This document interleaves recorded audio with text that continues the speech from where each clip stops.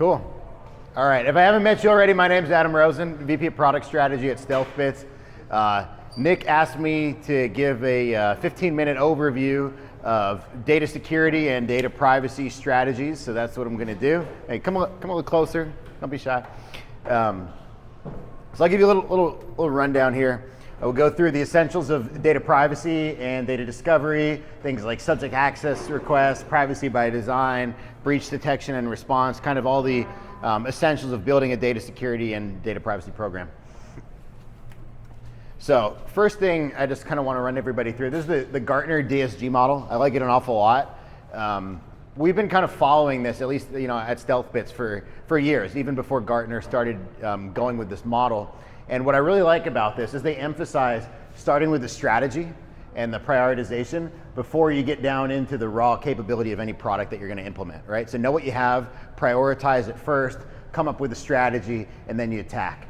So the way I go at this, with the StealthBits platform is we start with prioritizing data sets. And that means discovering them, finding them, not just the file shares and databases and cloud services that you know about, but anything else that might be hanging out there. We always find file shares hanging off of workstations and application servers, database instances that you didn't know about.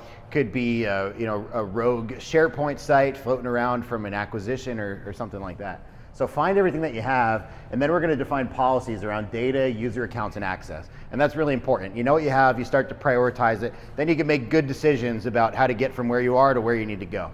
And that's where the product that you implement is going to take you the rest of the way. That's where you want to classify, protect, monitor, alert across all the different systems that are critical to your organization. But I'm really big on this Gartner model. Start here, don't start here. Figure out what you have first, prioritize it, build a strategy, then go attack. So find everything, inventory it, then figure out what you're going to do. So the way we tackle this, in the StealthBits world, is we take a three-pronged approach of credentials, data, and systems. From a credentials standpoint, that's typically Active Directory, but sometimes other directories as well, other LDAP type systems. But in the Active Directory realm, we're looking at changes, authentications, LDAP queries, as well as the current configurations and permissions that are applied. And that is going to start to draw out the attack paths that are relevant to the other aspects that we're looking at. So you've got Active Directory, you've also got systems level auditing, so you want to look at where you have service accounts, where you have accounts that are local administrators on these different systems, and all of this comes together to really effectively do data access governance and data privacy.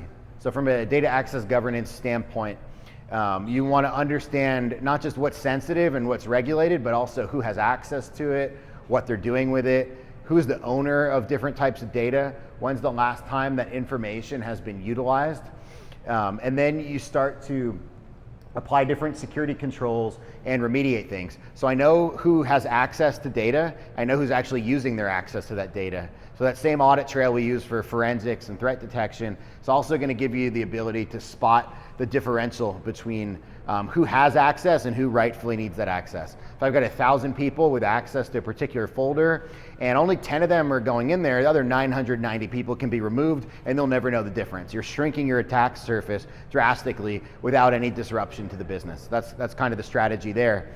That's going to give you your forensics to go back and look, what has Alan been doing lately? Has he been deleting files? Has he been peeking at things that he shouldn't be looking at?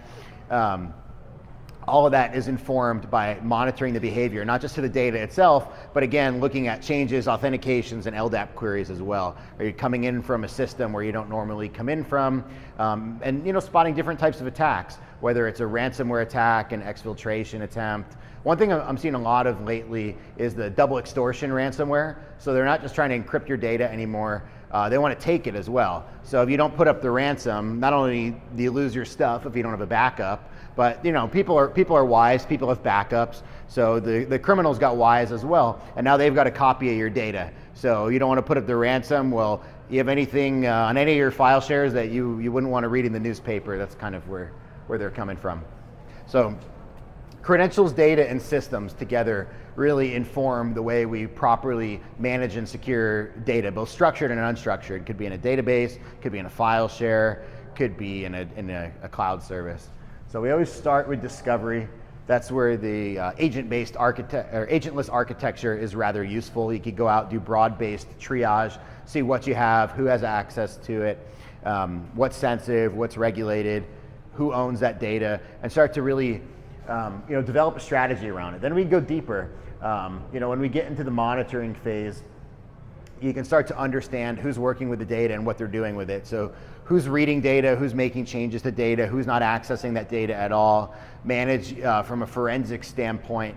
You need to know, if I find a social security number exposed to the entire organization, maybe I don't have to do anything. I have the audit trail that says, hey, it's there, but nobody's looked at it since it's been there. All I have to do is fix the permissions and move on. Whereas if that's been accessed inappropriately, you've got a bigger problem on your hands and you need to, perhaps address that in a different way. So you've got your monitoring, you've got your restructuring, and you've got your governance. Restructuring is all about reducing to a least privilege model, making sure only the right people have the right access to the right information, everything they need to do their job, nothing more, nothing less. And then governance is on an ongoing basis, you want to keep it that way. Once you've achieved a least privilege model, you want to make sure that you're not going to fall out of alignment. So every time somebody wants access to a resource, you want to have an immutable audit trail of who requested access to that data, what documented business purpose they had for needing access to that data, and then who approved it, who denied it, and why. Same thing, you want to see those notes associated with it. That's also going to kind of give you the best of both worlds. You go through automated remediation, you get to your least privilege model. Everyone always asks me, what if you go too far? What if you take access away from somebody because they haven't used it in a year, only to find out that every 13 months they've got some strange process they need to participate in that requires access to that folder? That's okay. What you've actually done is you've reduced your attack surface without causing any disruption to the business. You implement that self-service access request system first before you do the automated remediation. You haven't taken anything away without giving them a way for them to ask for it again. So Matt hasn't been in the finance folder in a year. He works in sales. He normally doesn't need to be in there. Once a year, there's something he has to do. That time of year rolls around. He says, oh no, I can't get there. So he goes in the web portal, says, I need access to this folder. Our CFO gets an email and they're like, oh yeah, that's right. You're supposed to be in there. I'm gonna grant you temporary access. It lasts a week. I know you'll be done in a week. And then your access goes away. You could ask me for it again next year. So it kind of gives you the best of both worlds. You get all the benefits of those security controls without any disruption to the business. Now, when you carry this into more of a data privacy type of situation, I know some of you are dealing with GDPR and CCPA and other types of regulations that deal with the rights of data subjects, as they call it in Europe and in California now, and soon to be a lot of other states within the US, where people can start to request to know what information you have about that particular person. Could be an employee, could be a former employee, could be a customer, could be anybody you've talked to on the telephone. Maybe somebody took some notes that ended up on a file share.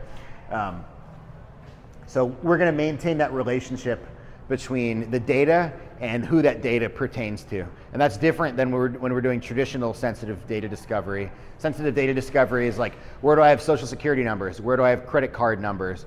Where do I have intellectual property and design files and employee IDs and those sorts of things? But identity-centric discovery takes it to another level and correlates it back to those people. So we're talking to your payroll system and your HR system and any system of record that you have with attributes about people. Could be a CRM system that you use to keep track of customers. Doesn't matter what it is, we're going to correlate identity attributes across those systems to understand not just where you have sensitive data, but who that data relates to. That'll get you through your subject access requests. Then when we go to implement privacy by design, it'll help you manage your scope. You don't need to do that remediation everywhere in the environment. You want to focus on the systems that are in scope for a particular regulation. Again, starting with a strategy is going to save you a lot of trouble. If you don't have to do this remediation everywhere, don't. You go for the quick wins. Pick a place where you can have a victory and move on. And then the last piece is breach detection and response. So from a breach detection standpoint, we're taking that same audit trail. What's happening in Active Directory? We see those changes before they're committed. We see the authentications. We see the LDAP queries. All that's flowing through our threat detection engine in real time. So if something doesn't conform to policy, we're not going to let it happen. If something looks like an attack, we're not going to let it happen. Think about, someone comes in, just LDAP recon, right? They come in with a Bloodhound type tool, and they want to know, they're sniffing around to see what they can get. We want to shut that down before they get too far. Golden and silver ticket attacks, password spraying, Kerber roasting. Those are the types of things, we spot those things right when they're starting and shut it down. Same thing with ransomware attacks, right? We'll actually update the configuration on your storage array, right? So if you've got a NetApp or an Isilon or some other storage system, Windows file server, we can stop that attack in its tracks either by using a blocking action on a Windows server, updating the config on a NAS device so that you're not waiting for an alert to respond to it manually. Sure, we could send you an email, we could send you a text message, we could do syslog to your SIM, we could do Slack, we could do Microsoft Teams, but for something like ransomware, you don't want to wait until somebody sees that alert because your file shares are probably gone by that point. They've probably exfiltrated everything too. So for that type of attack, what you want us to do for you is update that config as the attack is starting to unfold so they don't get very far. Maybe they get to a couple files. We're looking for ransomware extensions, ransomware instructions, and ransomware behavior. Something looks like ransomware, we're going to stop it in its tracks, update the config on the array, and make sure they don't get too far. So then we get into the data privacy engine, right? And this is where we do that identity correlation between all the data that we're looking for. So from a sensitive data standpoint, we can look across all your structured and unstructured data. Doesn't matter if it's on-prem or in the cloud. It could be an Amazon RDS database or whatever. We're going to look through those different systems and understand what's sensitive and who has access to it. But when it comes to those other regulations, like I mentioned in California and in Europe, if you have any nexus in those places, or even not a physical presence, but you might have customers or marketing leads where people reside in those locations, you could be on the hook for this sort of thing where they could request, what information do you have about me? That's a very difficult question to answer without this correlation. So what we do to give you that answer without expanding scope is we are connecting to your payroll system, your HR system, your customer records management database. And what that gives you is what we call subject profiles. So we know the attributes about the different people. They go through our identity scanner, get pre-discovered across all those different systems. Doesn't matter what the system is. Now we have a complete understanding of what information pertains to which people. I can type in your name and it would say, oh yeah, you're mentioned in this database, your social security number is out on this file share, your telephone number is in this other folder, and we'll bring back a complete listing. So that's going to facilitate not only prioritization of the other security controls, but direct response to those particular compliance requests. So I search for this guy, Bob, and now I've got a list, all the information we've got about this guy, whether it's in file shares or Microsoft 365 or a database or any other system within your organization. We know which information pertains to which people, and we maintain that update understanding on an ongoing basis without expanding scope. You can think of it like a map. So we know the person, we know their attributes, and now we know where those attributes are located on the system, but we're not expanding your scope. We're not copying that data. We're not building a full text index. It's not scalable, it's not compliant. So we intentionally did not architect our product that way. What we did instead is we built a map, give you all the benefits of knowing where that data is without all the risks of making another copy of it. Then we get into privacy by design. And this is equally important when you're dealing with those different types of compliance situations. Especially on file shares. You got legacy file environments, whether it's a NAS device, a Windows server, anything with an NFS or SMB protocol, you're going to encounter situations like this. You've got all kinds of undesirable conditions on your access control list, whether it's groups, large, what we call global access groups, everyone, domain users, authenticated users, or even just large multi-purpose security groups. We had a client where they grouped people based on where they sat in the building, believe it or not. So there's a group called Third Floor, and that was provisioned on all these different access control lists to grant access to data. Over the years, that group got large. It got added to all sorts of places where it didn't belong. So same principle applies. Same thing goes with groups that are used for more than one purpose. You always run that risk of, someone has access to something through a group. You don't want to pull that group away because that group is managing access to other things as well. So what you want to get to is a one-to-one relationship between resources, like this accounting folder, and the groups that grant access to those resources. So I've got a group for people who can read from my accounting folder, a group of people who can make changes to it, and another full control group just for the administrators, and that's it. The benefit of that is you untangle all those messy conditions, you get to a fixed permissions model, in alignment with your naming convention. And then what we do is we want to assess who currently has access to all these different resources. So take a file share, for example. There's a lot of different ways you can have access to a file share, between share permissions, NTFS permissions, network logon policy. We're aggregating all these different things. We're telling you what's the true effective access, whether it's inheritance or groups nested inside of other groups. Who are the actual people that can get to this folder, and how are they getting there? So now we know who has what level of access to a folder, and we're comparing that against their behavior. So I know who's reading, I know who's writing, and I know who's not using their privileges at all. From that standpoint, we're going to recommend a new permissions model where only the right people have the right access to those folders. We'll deliver a modeling report, and if you're satisfied with the recommendations on that modeling report, we're going to tell you who's going to have their access changed and how it's going to be changed.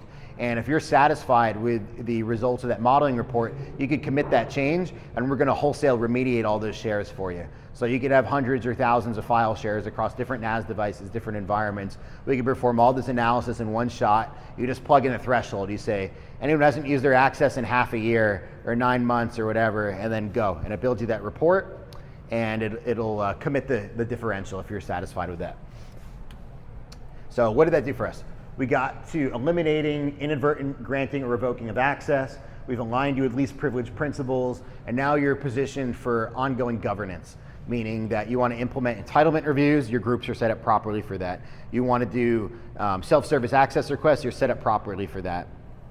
Now, the other thing I run into an awful lot is roles within an organization, right? So if I am a member of the sales department, and I need access to the accounting folder for whatever particular reason, you don't want to give me the accounting role, right? Because that's going to grant me access to all kinds of other applications that I don't need access to, other folders I don't need access to. I really need to get in that accounting folder one time for one particular purpose without, again, unnecessary scope expansion. So I'll show you how we do that. We're going to set these things up to accommodate both roles and exceptions. So here I've got a situation, this is a pretty extreme circumstance, but I had the everyone group on that access control list. And I want to transition to a model where we're accommodating both those roles and exceptions. So we'll do the resource-based group mediation. We'll lay out your resource-based groups, meaning a group for your readers and a group for your modifiers on each resource. And then we'll also accommodate those roles. So you can nest your role-based groups within your resource-based groups, and that gives you the flexibility to use both roles and exceptions to grant access to these different things. In terms of where to start, always prioritize based on risk. So that is things like where you have sensitive data, as well as the density of that sensitive data, as well as who has access to it and what they're doing with it. If I have a lot of sensitive data in one place, that doesn't necessarily mean that place is my highest risk. Like if I've got all my financial information in the finance folder, only accessible to the finance team, that's exactly where that belongs. I don't need to worry about that. So what we're doing, instead of just looking at hit count and density, is we're correlating these things. So every place where you've got everyone, domain users, authenticated users, heavily accessible folders, heavily trafficked folders, are going to have a much higher risk score than areas of similar sensitive content density that's properly restricted to the right people. So there's a little bit of math that goes into that calculation. The other thing we're looking at is not just who has access to the data right now, but who could gain access to that. If you remember what I mentioned at the beginning, we've got deep visibility into Active Directory and systems. So if credit card numbers, then that is off to the races in 2 steps.